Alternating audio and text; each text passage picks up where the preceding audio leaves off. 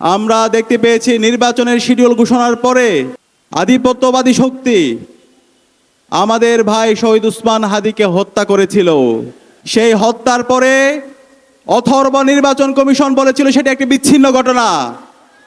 আজ পর্যন্ত শহীদ উসমান হাদির হত্যার সাথে যেই সন্ত্রাসীরা জড়িত ছিল তাদেরকে তারা বিচারের আওতায় নিয়ে আসতে পারেনি। তারই ধারাবাহিকতায় আমরা দেখতে পেয়েছি গতকাল শেরপুরে বাংলাদেশ জামাত ইসলামীর উপজেলা সেক্রেটারি রেজাউল করিমকে বিএনপির সন্ত্রাসীরা কুপিয়ে হত্যা করেছে।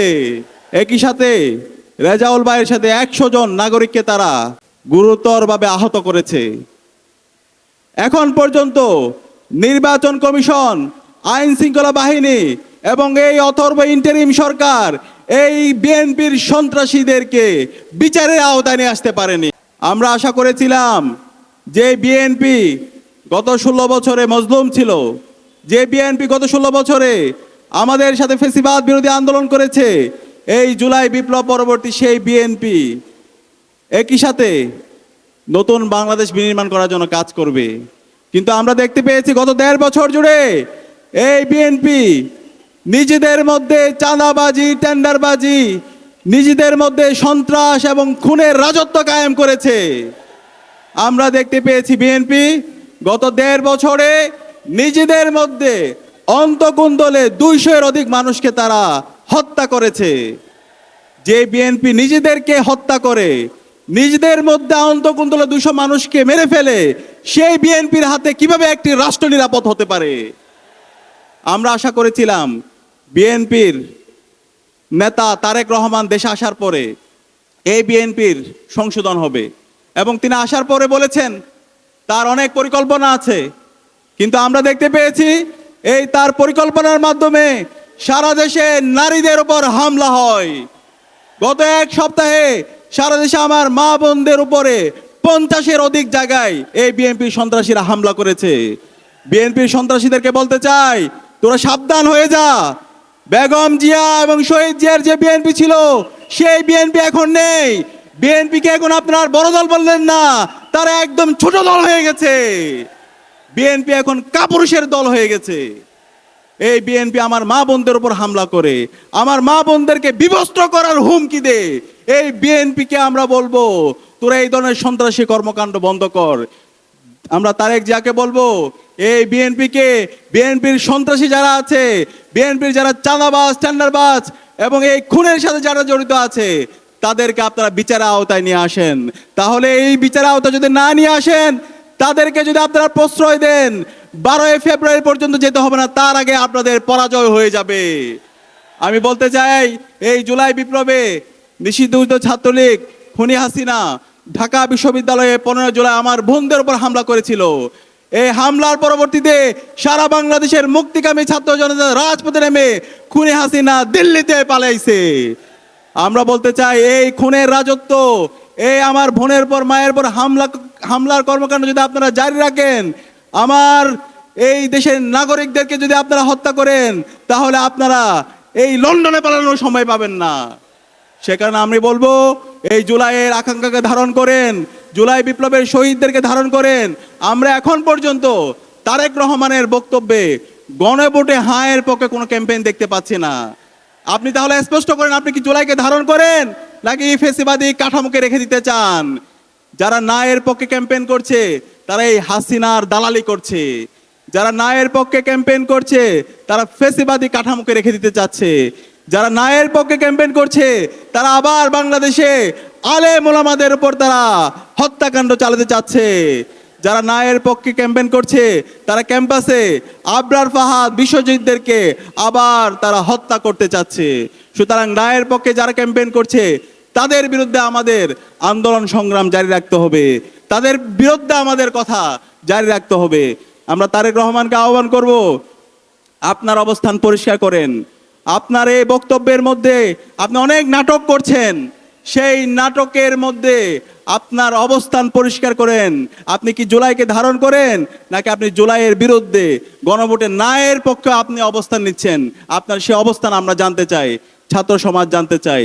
একই সাথে সেই বাংলাদেশ বিনির্মাণের পথে একটি দল সন্ত্রাস, চাঁদাবাজ, টেন্ডারবাজ এবং গুম খুনের সেই সংস্কৃতি ফিরে নিয়ে আসতে চায়। আমরা দেখতে পেয়েছি নির্বাচনের শিডিউল ঘোষণার পরে আধিপত্যবাদী শক্তি আমাদের ভাই শহীদ উসমান হাদিকে হত্যা করেছিল। সেই হত্যার পরে অথর্ব নির্বাচন কমিশন বলেছিল সেটা একটি বিচ্ছিন্ন ঘটনা। আজ পর্যন্ত শহীদ উসমান হাদির হত্যার সাথে যেই সন্ত্রাসীরা জড়িত ছিল তাদেরকে তারা বিচারের আওতায় নিয়ে আসতে পারেনি। তারই ধারাবাহিকতায় আমরা দেখতে পেয়েছি গতকাল শেরপুরে বাংলাদেশ জামাত ইসলামীর উপজেলা সেক্রেটারি রেজাউল করিমকে বিএনপির সন্ত্রাসীরা কুপিয়ে হত্যা করেছে। একই সাথে রেজাউল ভাইয়ের সাথে 100 জন নাগরিককে তারা গুরুতরভাবে আহত করেছে। এখন পর্যন্ত নির্বাচন কমিশন, আইন শৃঙ্খলা বাহিনী এবং এই অথর্ব ইন্টারিম সরকার এই বিএনপির সন্ত্রাসীদেরকে বিচারের আওতায় নিয়ে আসতে পারেনি। আমরা আশা করেছিলাম যে বিএনপি গত 16 বছরে মজলুম ছিল, যে বিএনপি গত 16 বছরে আমাদের সাথে ফ্যাসিবাদ বিরোধী আন্দোলন করেছে, এই জুলাই বিপ্লব পরবর্তী সেই বিএনপি একই সাথে নতুন বাংলাদেশ বিনির্মাণ করার জন্য কাজ করবে। কিন্তু আমরা দেখতে পেয়েছি গত 1.5 বছর জুড়ে এই বিএনপি নিজেদের মধ্যে চাঁদাবাজি, টেন্ডারবাজি, নিজেদের মধ্যে সন্ত্রাস এবং খুনের রাজত্ব কায়েম করেছে। আমরা দেখতে পেয়েছি বিএনপি গত 1.5 বছরে নিজেদের মধ্যে অন্তকুন্দলে 200-এর অধিক মানুষকে তারা হত্যা করেছে। যে বিএনপি নিজেদেরকে হত্যা করে, নিজেদের মধ্যে অন্তকুন্দলে 200 মানুষকে মেরে ফেলে, সেই বিএনপির হাতে কিভাবে একটি রাষ্ট্র নিরাপদ হতে পারে? আমরা আশা করেছিলাম বিএনপির নেতা তারেক রহমান দেশে আসার পরে এই বিএনপির সংশোধন হবে, এবং তিনি আসার পরে বলেছেন তার অনেক পরিকল্পনা আছে। কিন্তু আমরা দেখতে পেয়েছি এই তার পরিকল্পনার মাধ্যমে সারা দেশে নারীদের উপর হামলা হয়। গত 1 সপ্তাহে সারা দেশে আমার মা বোনদের উপরে 50-এর অধিক জায়গায় এই বিএনপি সন্ত্রাসীরা হামলা করেছে। বিএনপির সন্ত্রাসীদেরকে বলতে চাই, তোরা সাবধান হয়ে যা। বেগম জিয়া এবং শহীদ জিয়ার যে বিএনপি ছিল সেই বিএনপি এখন নেই। বিএনপিকে এখন আপনার বড় দল বললেন না, তারা একদম ছোট দল হয়ে গেছে। বিএনপি এখন কাপুরুষের দল হয়ে গেছে। এই বিএনপি আমার মা বোনদের উপর হামলা করে, আমার মা বোনদেরকে বিবস্ত্র করার হুমকি দে। এই বিএনপিকে আমরা বলবো তোরা এই ধরনের সন্ত্রাসী কর্মকাণ্ড বন্ধ কর। আমরা তারেক জিয়াকে বলবো এই বিএনপিকে, বিএনপির সন্ত্রাসী যারা আছে, বিএনপির যারা চাঁদাবাজ, টেন্ডারবাজ এবং এই খুনের সাথে যারা জড়িত আছে তাদেরকে আপনারা বিচারের আওতায় নিয়ে আসেন। তাহলে এই বিচারের আওতায় যদি না নিয়ে আসেন, তাদেরকে যদি আপনারা প্রশ্রয় দেন, 12 ফেব্রুয়ারি পর্যন্ত যেতে হবে না, তার আগে আপনাদের পরাজয় হয়ে যাবে। আমি বলতে চাই এই জুলাই বিপ্লবে নিষিদ্ধ ছাত্রলীগ, খুনি হাসিনা ঢাকা বিশ্ববিদ্যালয়ে 15 জুলাই আমার বোনদের উপর হামলা করেছিল। এই হামলার পরবর্তীতে সারা বাংলাদেশের মুক্তিকামী ছাত্র জনতা রাজপথে নেমে খুনি হাসিনা দিল্লিতে পালাইছে। আমরা বলতে চাই এই খুনের রাজত্ব, এই আমার বোনের পর মায়ের পর হামলার কর্মকাণ্ড যদি আপনারা জারি রাখেন, আমার এই দেশের নাগরিকদেরকে যদি আপনারা হত্যা করেন, তাহলে আপনারা এই লন্ডনে পালানোর সময় পাবেন না। সে কারণে আমি বলবো এই জুলাইয়ের আকাঙ্ক্ষাকে ধারণ করেন, জুলাই বিপ্লবের শহীদদেরকে ধারণ করেন। আমরা এখন পর্যন্ত তারেক রহমানের বক্তব্যে গণভোটে হায়ের পক্ষে কোনো ক্যাম্পেইন দেখতে পাচ্ছি না। আপনি তাহলে স্পষ্ট করেন, আপনি কি জুলাইকে ধারণ করেন নাকি ফেসিবাদী কাঠামোকে রেখে দিতে চান? যারা না এর পক্ষে ক্যাম্পেইন করছে তারা এই হাসিনার দালালি করছে, যারা না এর পক্ষে ক্যাম্পেইন করছে তারা ফেসিবাদী কাঠামোকে রেখে দিতে চাচ্ছে, যারা না এর পক্ষে ক্যাম্পেইন করছে তারা আবার বাংলাদেশে আলেম ওলামাদের উপর তারা হত্যাকাণ্ড চালাতে চাচ্ছে, যারা না এর পক্ষে ক্যাম্পেইন করছে তারা ক্যাম্পাসে আবরার ফাহাদ, বিশ্বজিৎদেরকে আবার তারা হত্যা করতে চাচ্ছে। সুতরাং না এর পক্ষে যারা ক্যাম্পেইন করছে তাদের বিরুদ্ধে আমাদের আন্দোলন সংগ্রাম জারি রাখতে হবে, তাদের বিরুদ্ধে আমাদের কথা জারি রাখতে হবে। আমরা তারেক রহমানকে আহ্বান করব, আপনার অবস্থান পরিষ্কার করেন। আপনার এই বক্তব্যের মধ্যে আপনি অনেক নাটক করছেন, সেই নাটকের মধ্যে আপনার অবস্থান পরিষ্কার করেন। আপনি কি জুলাইকে ধারণ করেন, নাকি আপনি জুলাইয়ের বিরুদ্ধে গণভোটে নায়ের পক্ষে আপনি অবস্থান নিচ্ছেন? আপনার সেই অবস্থান আমরা জানতে চাই, ছাত্র সমাজ জানতে চাই। একই সাথে আজকে 11 দলীয় জোটকে আমি ধন্যবাদ জানাচ্ছি। 11 দলীয় জোট ইতিমধ্যে তাদের নির্বাচনী ক্যাম্পেইনে গণভোটে তারা হায়ের পক্ষে অবস্থান নিয়েছে। গণভোটে আমাদের হাকে বিজয় করতে হবে। আগামী 12ই ফেব্রুয়ারি যেই নির্বাচন হবে, সেই নির্বাচনে আমরা যে প্রথম ভোটটা দিব, সেই ভোট হচ্ছে গণভোটে হা ভোট। আপনারা কি পারবেন? এই গণভোটে হাকে বিজয় করার মাধ্যমে বাংলাদেশে আগামী 100 বছরের রাজনীতি বিনির্মাণ হবে। আগামীর 100 বছরের বাংলাদেশ রাষ্ট্র সুখী সমৃদ্ধ একটি ইনসাফ ভিত্তিক বাংলাদেশ বিনির্মাণ করার জন্য গণভোটে আমাদের হাকে জয় করতে হবে।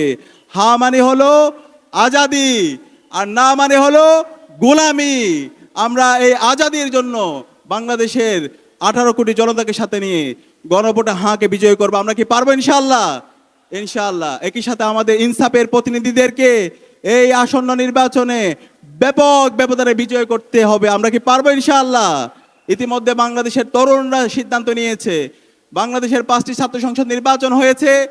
প্রতিটি ক্যাম্পাসের ছাত্র সংসদ নির্বাচনে ইনসাফের পক্ষের প্রতিনিধিরা ব্যাপক ব্যবধানে বিজয়ী হয়েছে, এবং ইনসাফের প্রতিনিধিরা বিজয়ী হয়ে আসার পরে বাংলাদেশের প্রতিটি ক্যাম্পাসের আমূল পরিবর্তন নিয়ে এসেছে। আমরা ইতিমধ্যে আমাদের জবাবদিহিতা নিশ্চিত করেছি। আমরা গত 4 মাসে কি কাজ করেছি সেটা আমরা জাতির কাছে হাজির করেছি।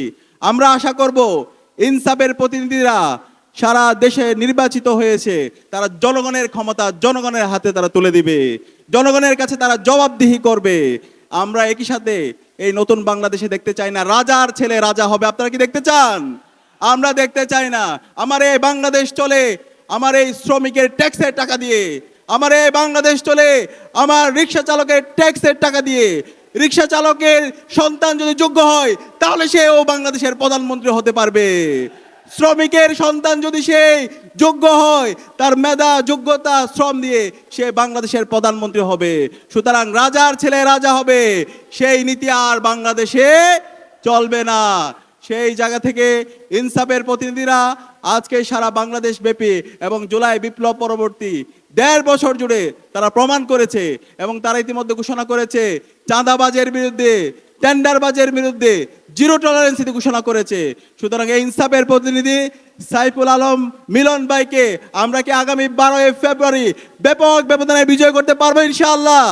এই ঢাকার সবচেয়ে গুরুত্বপূর্ণ আসন, এই ঢাকা 12 আসন, এই কারওয়ান বাজারকে যদি আমরা সিন্ডিকেট মুক্ত করতে চাই, চাঁদাবাজ মুক্ত করতে চাই, তাহলে আমাদের ইনসাফের প্রতিনিধি সাইফুল আলম মিলন ভাইকে ব্যাপক ব্যবধানে আগামী 12ই ফেব্রুয়ারি নির্বাচিত করতে হবে। আপনারা কি পারবেন? ইনশাআল্লাহ, ইনশাআল্লাহ। আমি আপনাদেরকে সে উদাত্ত আহ্বান জানিয়ে আগামী 12ই ফেব্রুয়ারি সকল নাগরিকরা যেন সুস্থভাবে ভোট দিতে পারে, প্রতিটি কেন্দ্র যেন আমরা নিরাপদ রাখতে পারি, সেই নিরাপদ রাখার জন্য অগ্রণী ভূমিকা পালন করার উদাত্ত আহ্বান জানিয়ে একই সাথে শেরপুরে রেজাউল ভাইয়ের হত্যার সাথে বিএনপির যে সন্ত্রাসীরা জড়িত আছে তাদেরকে বিচার আওতায় নিয়ে আসার উদাত্ত আহ্বান জানিয়ে আমি আমার কথা শেষ করছি। আসসালামু আলাইকুম রহমতুল্লাহ।